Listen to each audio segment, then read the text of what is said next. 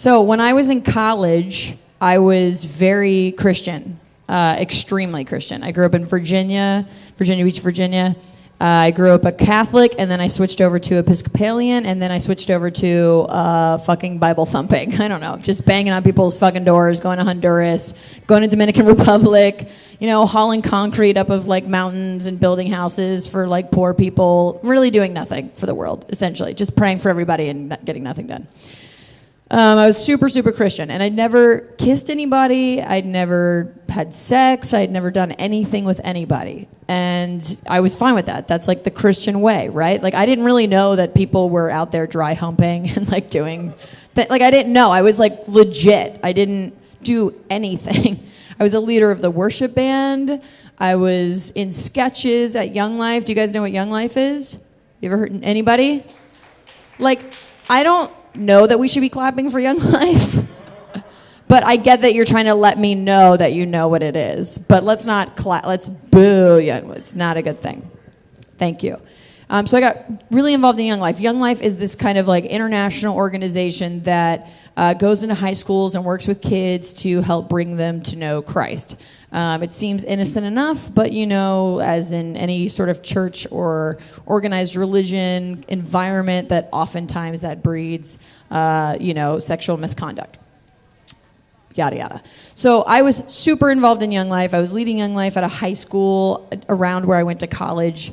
And just like doing my shit, doing sketches, doing music, leading people to Jesus, praying for them to accept Jesus into their heart. I wish I could go back and apologize to all those people, but I can't. God only knows what my numbers were. I was really good at it.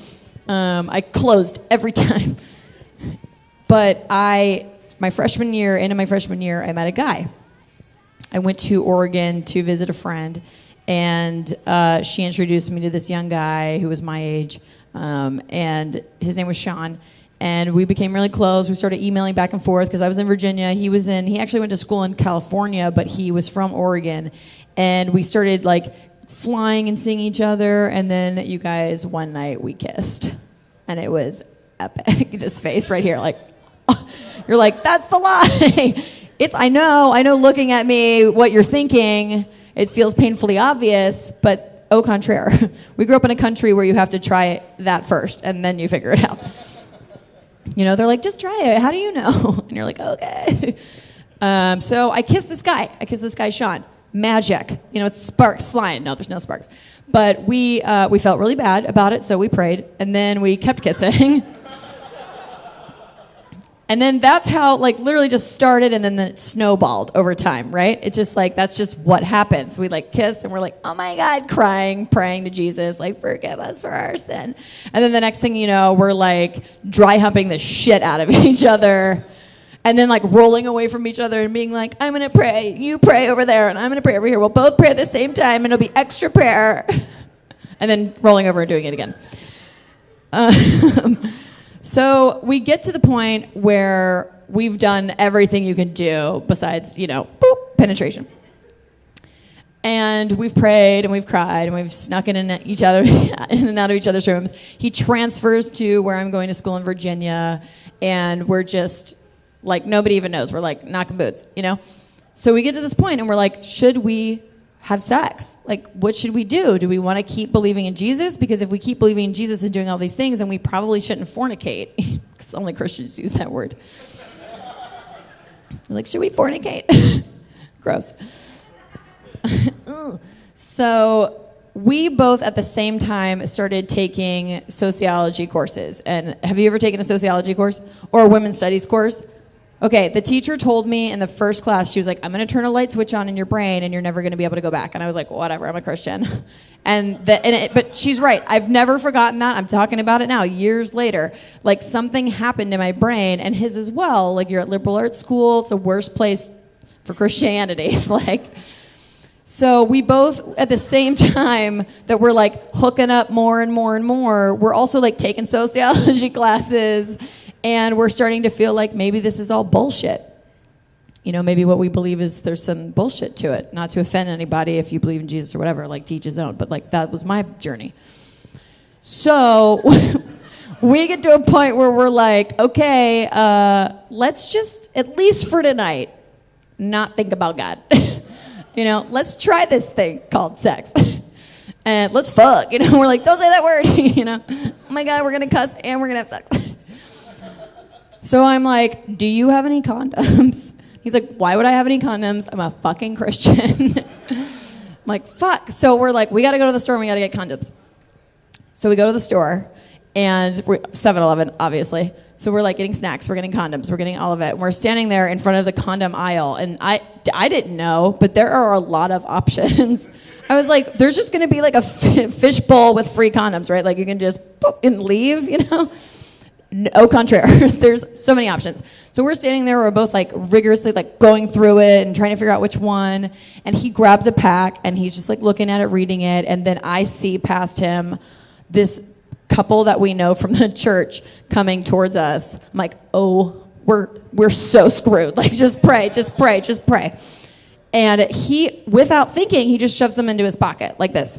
And he's just standing there with his jacket, and we're talking to them, and like nobody's really acknowledging the fact that we're standing in front of the condom aisle. But like, I think it's fine. We haven't been like into the church in a while. Like, we've been kind of like slowly pulling back, so it's good. It was like small talk, whatever. But we talked long enough that we both kind of just were like in exit mode, like just get the fuck out of here. Like, we do not need the entire Christian community at our college campus knowing that we were like down to fuck, So we both turn and like go to leave. And as we're walking out, the clerk starts yelling at Sean. He's like, I saw you put that in your pocket, in an accent that I'm not gonna butcher an Indian accent. I'm not gonna do it. But in an Indian accent, he starts yelling like, I saw you put those in your pocket. You're trying to steal those. Stop now. And Sean just looks at me and goes, run. I don't know why. That was his reaction. And I don't know why I listened. But we both just fucking took off. Like, ran out of the 7-Eleven, hooked right, ran down Main Street. And I don't know what happened. I honestly can't even fill in the blanks because I was in so much shock that I've never done anything like this in my life. Okay, I'm about to have sex. I just stole condoms, and then I'm running away with I'm the accomplice, and I'm like running away. What am I doing? So he calls the cops, and it's a very small town. Do you guys know anything about Harrisonburg, Virginia? Didn't think so. Very, very small town. A cop car like pulls up, and I think his intentions were good at first. Like, he wanted to be nice to us, but we just kept running. Like, we ran over a fucking railroad track, you guys. We were just like, nope, kept running. He gets out of his car, runs, catches up to us, tackles my boyfriend Sean, and I just stopped like a fucking idiot. I didn't know you're supposed to just keep running. Now that I've seen enough movies, I know, like, bitch, just keep going. Like, sacrifice your man. You're going to be gay. Like, be free, You don't need him anyway. But I'm like, he's that's my man on the ground. And he handcuffs him right there. And then he does the same to me. And he's like, he handcuffs Sean, and then he handcuffs me, and I willingly went into it not knowing any of my rights. Like, I actually didn't play any part of this. Like, I could have just been out for a run for all he knew and just happened to have been running next to this guy, Like, he didn't know, but I'm just like, oh, yeah, sure, go ahead, whatever. I don't care. I totally fucked up. I've been dry humping for months. I should have been arrested months ago, So he puts us in his car. He was, like, super nice, obviously, but he wasn't, like... I don't know. He wasn't pleased with the situation, but he also like didn't read us any of our rights. He didn't tell us why he was arresting us. We get down to the station. He tells us because we ran from him. We didn't listen. Like, you have to listen to a cop. You have to, if the cop says stop, you have to stop. Doesn't matter like, what for. You have to do that. You can be running away from a fucking cop. He could have shot us, which he told us numerous times. It's like, okay, that's enough. You don't have to tell me how many times you could have shot me. He's like, I could have shot you. But it was more like, I could have shot you, because it was like fucking backwoods Virginia. That kind of sounded more Scottish than Virginia.